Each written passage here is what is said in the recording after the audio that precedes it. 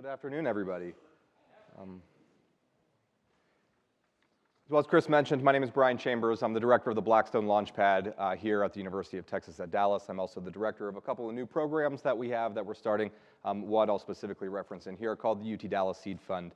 An entrepreneur disguised as an educator. I think that's a really good analogy. I think that's an analogy I'll use for myself as well. I started my first business when I was actually 14 years old. I was actually turning 15 going into summer. Started my first business, didn't really know what I was doing, and my life has been a little bit weird ever since. I really enjoyed all aspects of entrepreneurs and understand the difficulties that entrepreneurs face along the way, and have made it my passion, my mission to give back and to help entrepreneurs every step of the way. So I want to talk about this idea of inclusive entrepreneurship, and what does this really mean? Entrepreneurship that's accessible to everybody and accessible to all majors. And I think 25 years ago or 30 years ago, if we were to ask the question, where does entrepreneurship belong at a university? I think we would get one very common answer: it's a function of management. Stick it in the business school.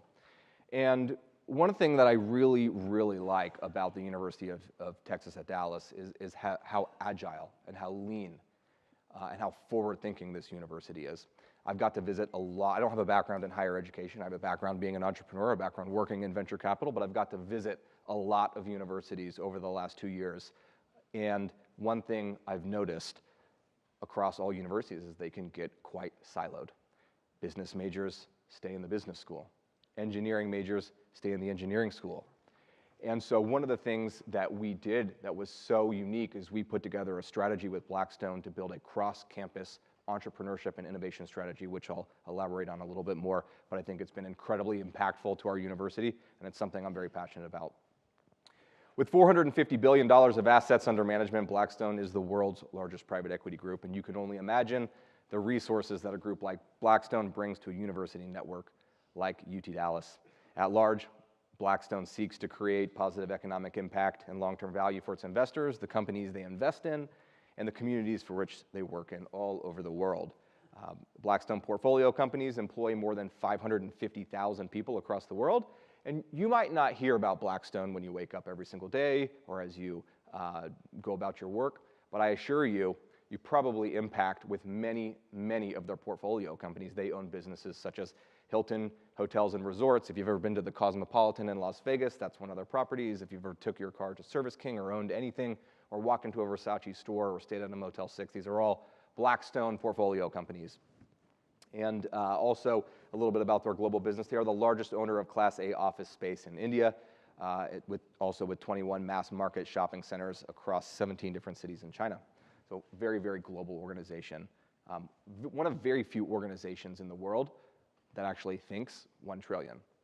There's probably about 5, 6, 7, 8 organizations in the world that think that way, and I've had the opportunity to spend a lot of time with Steve Schwarzman, the founder and CEO of Blackstone, and to hear him talk to his team this way. It's really big thinking. It's quite inspirational. So this is Steve Schwarzman. We had the honor of hosting him here at UT Dallas in July of 2016 to come and make the announcement about the new partnership with UT Dallas for all the reasons that Chris explained. It's been a fun ride ever since. And so what this partnership looks like is Steve announced a $1 million donation to the university. It was matched by $1 million. One of the things that's unique, I think very unique about the UT Dallas is we're the only university in a network of 20 universities to match that grant. That was not a requirement for us, but it's our commitment. You know, we were founded by entrepreneurs and have a rich culture of entrepreneurship and innovation, and I think it's our commitment to continue this journey. And so we think it's something, we're building a culture that would make our founders, the same founders of Texas Instruments, very proud. So everything that we do at the Blackstone LaunchPad is designed to mentor students, staff, faculty, and alumni, and even members from our community in an effort to help launch and grow new ventures, new businesses.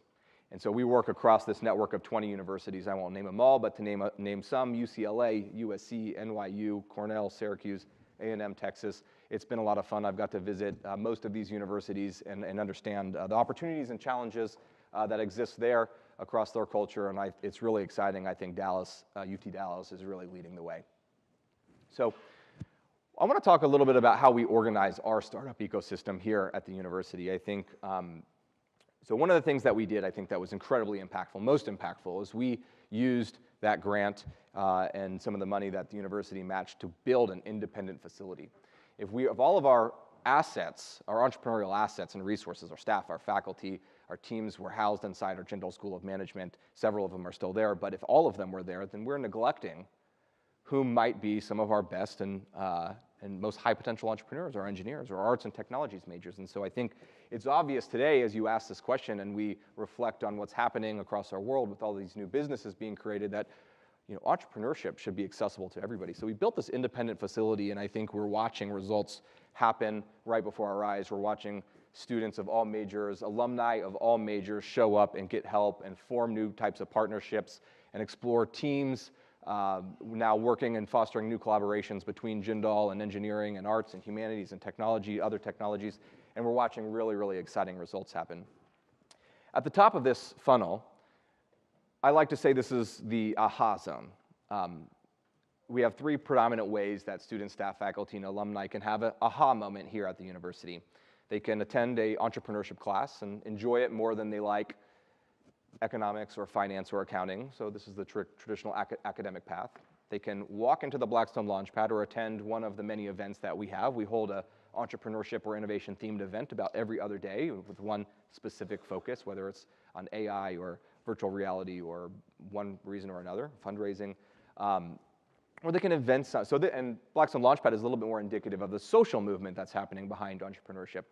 Or they can invent something in a lab here or through their research. And this is more focused on our Office of Technology Commercialization, and say, aha, maybe this is real intellectual property. Maybe this has real potential to change the world. And so what we do from there is we design a variety of programs that can accommodate everyone, and the hardest thing about what we do, to accommodate incoming freshmen who may be fired up because they watch Shark Tank on Sunday night, coming in Monday morning very inspired, to one of our research faculty members inventing new materials, trying to commercialize the business, or some of our alumni who may be trying to raise $20 million or $30 or $50 million for their business and need to get the help and the consulting of the Blackstone private equity team. And that's the hardest thing that we do, is we build an ecosystem that accommodates the far left spectrum to the far right spectrum, and we do that through a variety of programs, some academic, some non-academic, a lot of what we call programmatic. We give and offer businesses a place to actually physically house and locate on this campus. We design a lot of specialized programs, and we'll sponsor them or take them nationally or to compete internationally or to forge these new partnerships. And then we did something else. We also had a vision in coming to the university. We thought that the impact of this would be phenomenal and tremendous, and so we started a new program called the UT Dallas Seed Fund, and it acts and operates just like a venture capital fund, and we teach the business of venture capital to students, and we let students make the investment with a little bit of oversight, but they do a phenomenal job. They take it very, very seriously. And what's so unique about our ecosystem that I think most universities don't have is we create more opportunities to say, aha, maybe entrepreneurship is for me, all the way to get venture-backed here at UT Dallas and within our ecosystem. And that is very, very unique and very innovative. And I think I really commend UT Dallas for our work in this area. A real quick success story. One of the first investments we made 1 year ago, we've made 4 in the last year, but the first one we announced was in a business by the name of ShearShare. This is Courtney Caldwell and Ty Caldwell, one of our MBA alumni, built an app that is very similar to what the cliche analogy of an Airbnb for the hair salon and beauty industry. And it's been very interesting to watch their success. They're operating in 50 plus countries across the world now. They've had tremendous growth. Most recently in April, they won a very major competition called Google Demo Day, where a very small number of businesses were selected to compete from all over the nation. And they also won a $250,000 investment at Google's Demo Day from a gentleman by the name of Steve Case, who was the founder of AOL and his Revolution Fund. And so I think some of the things that we're doing and giving them their very first capital and some of their resources and the encouragement to keep going and to persevere will have a tremendous impact on this industry, but will also go on to create phenomenal economic development. So we're very proud of that, and we think our other investments also have this type of potential. So I'm going to talk about the second part of my presentation and provide a quick outlook on what's happening in venture capital, some of these macro trends that are going on Specifically focused on the United States. I'll talk a little bit about what's happening globally. I'll leave a little bit of that to Angela. So specifically 2016, it was a banner year for venture capital fundraising, followed by another strong year of $32.4 billion being raised by venture capital funds in 2017. So funds are recently raising more money. It's exciting. Additionally, funds are deploying. The time that they're taking to raise their second fund is happening even faster, now at about 2.4 years. So there's a provision that typically occurs inside big venture capital funds, wherever they are, that says immediately when we close a fund, let's say we raise $100 million and we're investing out of a $100 million fund, that we don't immediately go raise another $100 million fund. We actually have to invest the bulk of that money before we raise a follow-on fund. Well, if funds are raising their next fund faster, it means they're deploying capital faster. And one of the main reasons for that is you'll see across the entire venture ecosystem, investment rounds, the sizes of them continue to increase, and they show no signs of slowing down. So checks are getting larger and are being deployed at a more rapid pace across the entire ecosystem. So at 6 million, early stage rounds came in 20% higher in 2017 than we saw in 2016, and late stage rounds came in 14% higher at $11.4 million than in 2017, or 2016. So with more funds investing more money faster than ever, it's no surprise that 2017 was the highest year in venture capital since the dot-com era, with $84 billion invested across nearly 8,100 completing financings in the United States alone. What an exciting time it is to be thinking about forming a business, or launching a business, or seeking help, or scaling a business. So another really interesting trend that exists is something that might be more relevant to all of y'all here, is the consistent growth of corporate venture capital. Total corporate venture capital in the US accounted for $37 billion, but in 2017, corporate participation in the global VC deal markets reached a recent high of $26.5 billion in Q4 alone. So it's a very significant global trend that's occurring, which was the second highest quarter of corporate venture capital on record ever. So this is a trend that's going to continue as early stage and new companies think and work very differently than most large companies, giving them an innovation advantage. So looking forward, it will be very important, and more important than ever, for large corporations to deploy successful corporate venture capital strategies to help them and aid innovation. So again, with more money being invested faster than ever, it's also no surprise that the pace of unicorns that are being created, right? Unicorn, billion-dollar company. The pace of these unicorns that are being created is happening faster and faster and faster, so fast it's almost uncomfortable for most people. It's something that we should get really, really comfortable with, because at the rate of which innovation is occurring and funds are raising money and deploying capital, this pace, it's going to continue.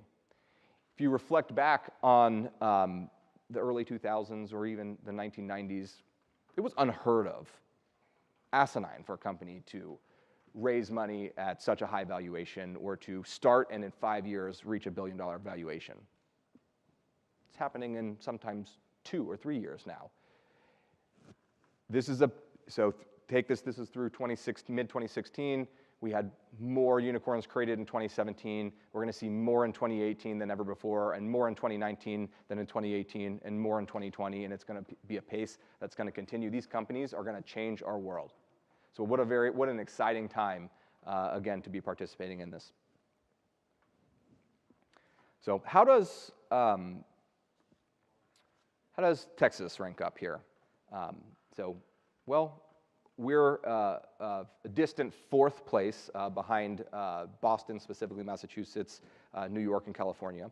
And it's also important to note that of 7% of all the venture deals were accounted for here in Texas, but we only received less than 2% of all the venture capital. It's predominantly spread across the West Coast and the Northeast in those major innovation ecosystems and those traditional venture capital hubs that Chris alluded to.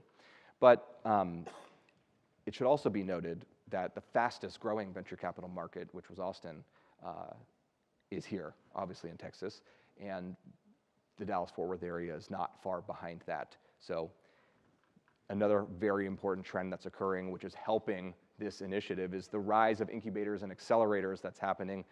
Some famous incubators like Techstars are expanding to Texas. We just launched a global partnership between Blackstone and Techstars to help give college students some incredible resources. Capital Factory, which was headquartered out of Austin, just made a very significant expansion into the Dallas area. They have a pretty large, about a $30 million venture capital fund as well that they're deploying capital from. And we have a very strong relationship with Capital Factory, so they'll be announcing a big presence here in Dallas in the next couple of weeks. So if we look across the Dallas-Fort Worth ecosystem, we see 62 co-working spaces, 40 accelerator incubator programs, 24 innovation centers, 81 executive offices, all supporting and empowering entrepreneurs and innovators in an effort to build their businesses, of which most of these were created in the last 5 years. So it's no surprise that many people in the industry believe and feel confidently that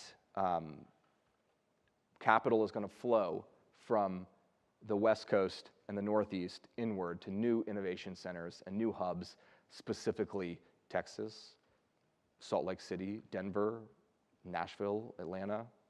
So what an exciting time it is, again, to be here in Texas. I think we're going to see a lot of lift here from our economy. So in summary, many corporations are choosing to invest in small companies due to inspire their innovation process. And in 2015, corporate venture capital participated in about 1 out of every 5 deals in the United States. Even more in 2017, we're going to see this trend continue. Corporate and public sponsorship is one of the many updrafts supporting the surge in incubators and accelerators across the nation, but specifically, we see a lot of them here in Texas happening. And around early stage accelerators, early stage dollars flow more aggressively and lift their regions economically. So we're excited about that. The network of accelerators and co-working locations makes, however, exciting, but it does make this a more competitive landscape. Because of the blistering valuations in Silicon Valley, New York City, Boston, investors are motivated to look inward.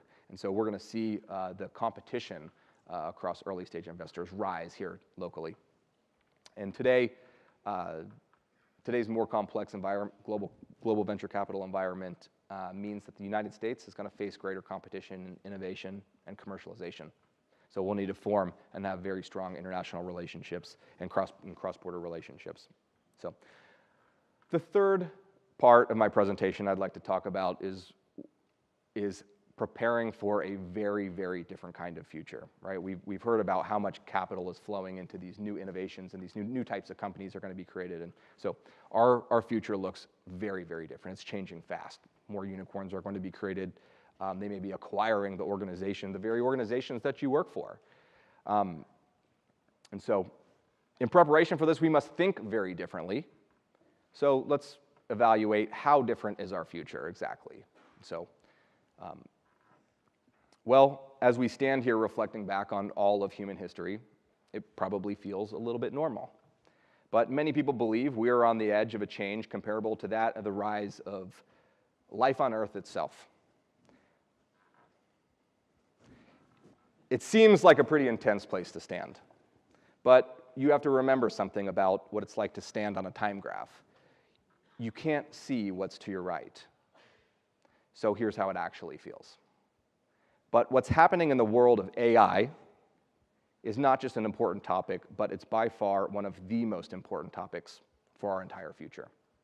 So let's talk about 2 of the technologies that are likely to help radically transform our world. With the backdrop of more than $4.2 billion raised via ICO's initial coin offerings in 2017, and more to come, more following faster, we will continue to see substantial growth in ICOs and the creation of new decentralized applications and infrastructure like Ethereum, Hashgraph, IOTA, et cetera. We recently went through an era where there was an app for that, right? We're just on the tail end of that. Everybody was building an app to solve everything. Well, a new era has arrived. It's called, and we're looking at, there'll be a dApp for that. That's a decentralized application. People are waking up every day, and the new businesses are thinking about what architecture am I going to build my new application on? Am I going to build on Ethereum? Am I going to build on Hashgraph? Am I going to build on IOTA?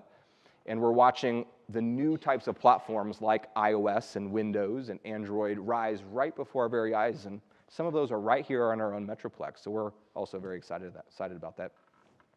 So we're seeing a lot of money flow into this new environment behind crypto and distributed ledger technologies. It's very exciting. But artificial intelligence and machine learning saw much more significant investment, saw a massive $4.1 billion in Q4 alone, and $3.1 billion in the quarter before that in 2017. And this investment behind AI is going to continue, and it's going to grow substantially, which will help usher in an entirely new era of artificial intelligence, from artificial narrow intelligence to artificial general intelligence. Artificial narrow intelligence is AI that specializes in just one area. There's AI that can beat the world chess champion in chess, but that's about all it can do. Ask it to figure out a better way to store data on a hard drive, and it cannot comprehend the task. Now, artificial general intelligence is human-level AI. It's good enough that a computer, that it's smart enough to, as smart as a human across the board, a machine that can perform virtually any intellectual task that a human can. And creating AGI is much harder than creating narrow intelligence. And we're yet to do it because it involves very difficult tasks such as reasoning, abstract thinking, which us humans, we depend on. We use our 5 biological senses to do this and to problem solve and to learn very, very quickly. Well, AI doesn't have this. But with billions of dollars pouring into AI and research every single quarter, it's inevitable that we'll reach artificial general intelligence in the not too distant future. So it's hard to think about how much change this actually means. So let's use a silly example. Follow me here for 1 second, if you will. Imagine going back to 1750, when long-distance communication meant yelling loudly or firing a cannon, and basically all transportation ran on hay. Let's retrieve a person from 1750, and let's bring him to 2018. And let's watch him react to shiny capsules racing on by the highway, to talk to people on the other side of the world, to play with a magical wizard rectangle to capture instant photos, videos, or even hear a musical performance that happened 50 years ago. Mind you, this is all before we show him the internet, the International Space Station, nuclear weapons, or the concept of general relativity. This experience wouldn't be surprising, shocking, or even mind-blowing. Those words, they're not big enough for this. So for fun, let's just assume this creates a maximum shock factor of 100. All right, everybody following me? You see, here's the interesting thing. If our new friend went back the same distance and got somebody from around the year 1500 and brought him to 1750 to show him everything, the guy from 1500 would be shocked by a lot of things, but would experience nowhere near a shock factor of 100. It would be far less of an insane experience for him because while 1500 and 1750 were very different, they were much less different than 1750 to 2018. In order for our new friend from 1750 to have as much fun as we just had, he's got to go much farther back, maybe all the way back to about 12,000 BC, before the first agricultural revolution gave rise to its first cities and the concept of civilization. And if someone from purely a hunter-gatherer world saw vast human empires of 1750 with their towering churches, ocean-crossing ships, the concept of living inside, and the enormous mountain of collective accumulated human knowledge and our discoveries, he might likely have a shock factor of 100.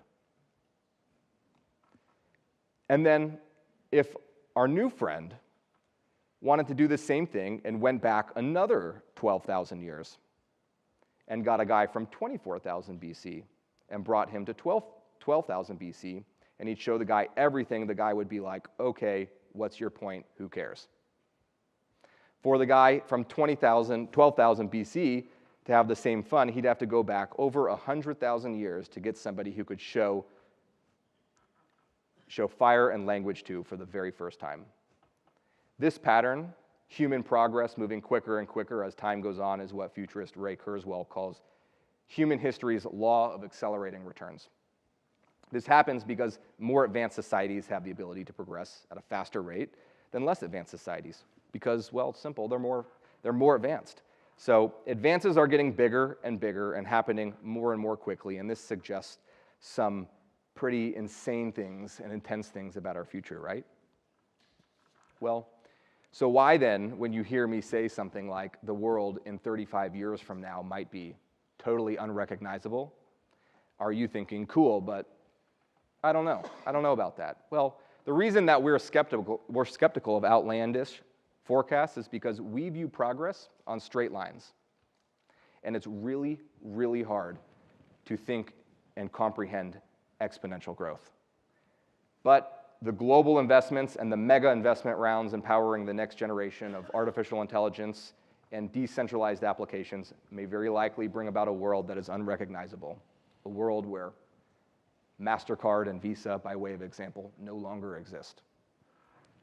This is why we need to be thinking about how a vision includes a very, very different world. Thank you very much. With that being said, I will now like to introduce Angela Chen.